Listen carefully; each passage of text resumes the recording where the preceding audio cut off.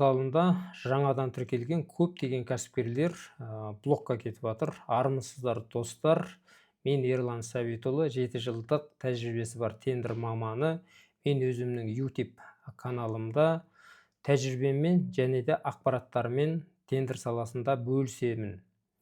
Жалпы менің каналымды 80% оқырмандар тіркелмей қарайды екен. Сондықтан қымбатты достар, ұмытпай менің каналыма тіркелеміз, лайк басып, комментарий жазамыз. Бұл менің келесі видеоларды шығаруыма және де осы каналымды дамытуға үлкен септігін тигізетін болады. Сондықтан достар, бір-бірімізді қолдаймыз.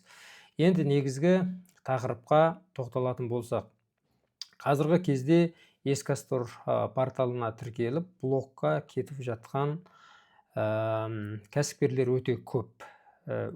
Оның бір себебі бар, белгілі бір заттың суретіне қарайды. Сол затты жаңағы Қытайдан не болмаса бір есеңгіден тауып алады да солай баға береді.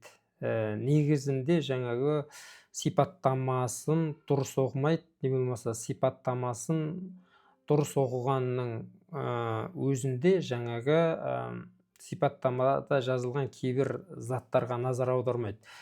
Мысалға көрсететін болсақ, бізде мына жерде бір телефон тұр. Осындай телефон шыққан.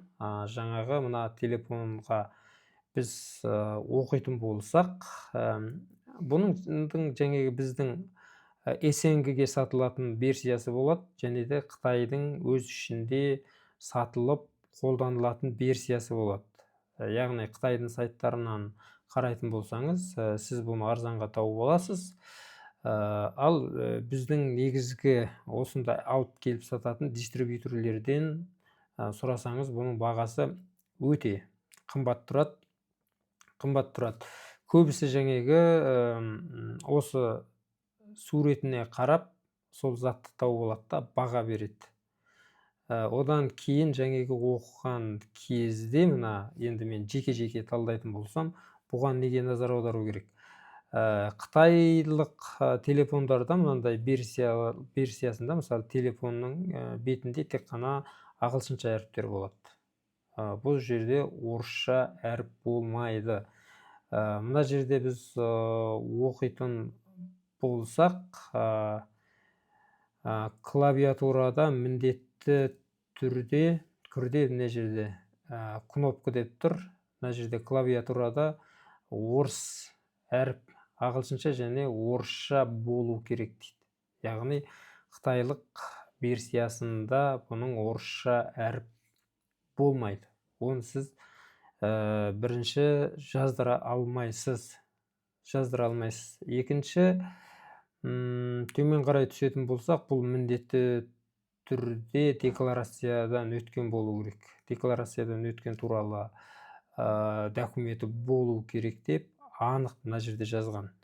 О дегеніңіз нені білдіреді?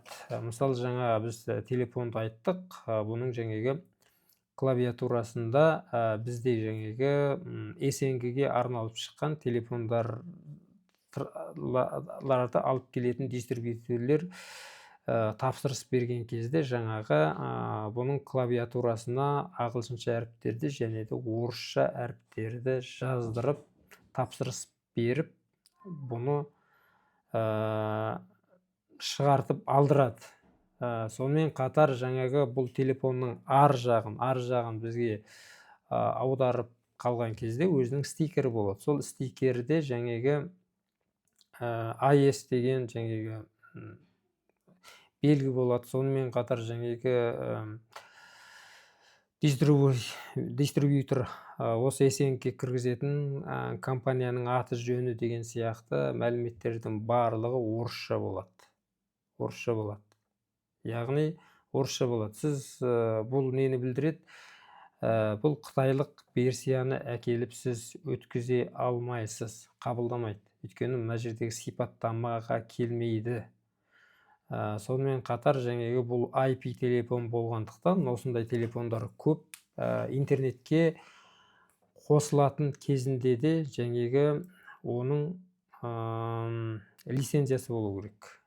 Лицензиясы болу керек. Сонымен қатар бұны орнатқан кезде де арнайы сертификаттан өткен адамдар бұны қосады. Сондықтан сондай заттардың барлығына мұқият болу керексіз.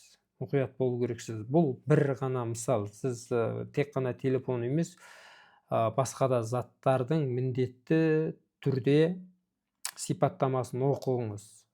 Кейбір телефондарда болады, сіз фотосына қарап тауып ала салуыңыз мүмкін, бірақ телефонмен бірге адаптер болу керек деген сияқты қосымша жазылады. Яғни сіз телефонмен бірге оны қосып әкелу керексіз.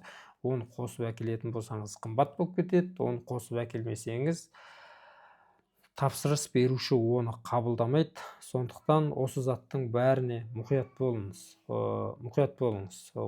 Бұл бірінші мысал. Енді екінші мысалға келетін болсақ, бізде мынандай тағы бір заттар, тепловизор деген зат. Бұл жерде де жаңағы нақты жазылған, қазіргі кезде Ескасторда негізі осындай болу керек деген ескертулерді өте көп жазып жатыр. Өйткені қазіргі таңда жаңағы тіркелген адамдардың көптеген кәсіпкерлер тікелей жаңағы Қытайдан алып келіп өткізіп жатқандықтан көп заттар жаңағы Қытайдың нарығына арналған сол заттарды әкеліп өткізіп жатырмыз. Оны енді былайынан қарайтын болсаңыз, ол екі зат бір-біріне келеді, бірақ жаңағы оның коробканың ішіндегі инструкциясында орыс тілінің болмауы, не болмаса жаңағы қорабының сыртында орыс тілдің болмауы деген сияқты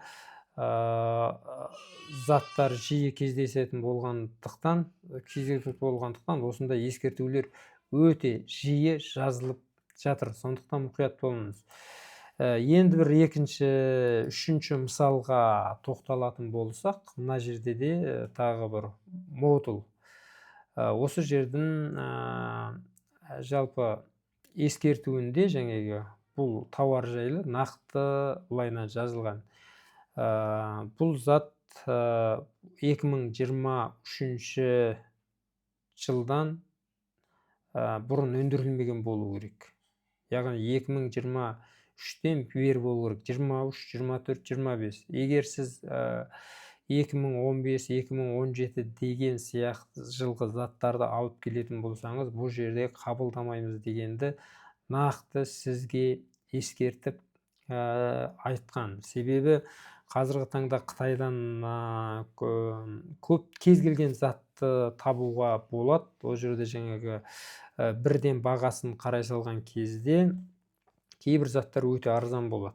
Ол заттардың өте арзан болуы жылы өте бұрын шыққан, жаңағы складта басылып қалған заттардың бағасы арзанырақ болады. Жылы жаңа заттар қымбат болады. Сондықтан жаңағы көптеген кәсіпкерлер жылы өте ескі тауарларды әкелгендіктен осындай талап күшейіп жатыр. Сондықтан қымбатты достар, осындай жаңағы негізгі қарау керек заттарға қараңыздар. Кейбір жағдай болады, Ескасторда тұрған фотомен затты тауып болатын болсаңыз, ол заттың төменде жазылған характеристикасы фотоға келмейді. Фотода басқа зат, сипаттамасында басқа зат тұрады. Бір-біріне ол зат жаңағы ұқсас болуы мүмкін, бірақ жаңағы сипаттамасының өзгешелігі бар. Жаңағы фотодағы зат арзан зат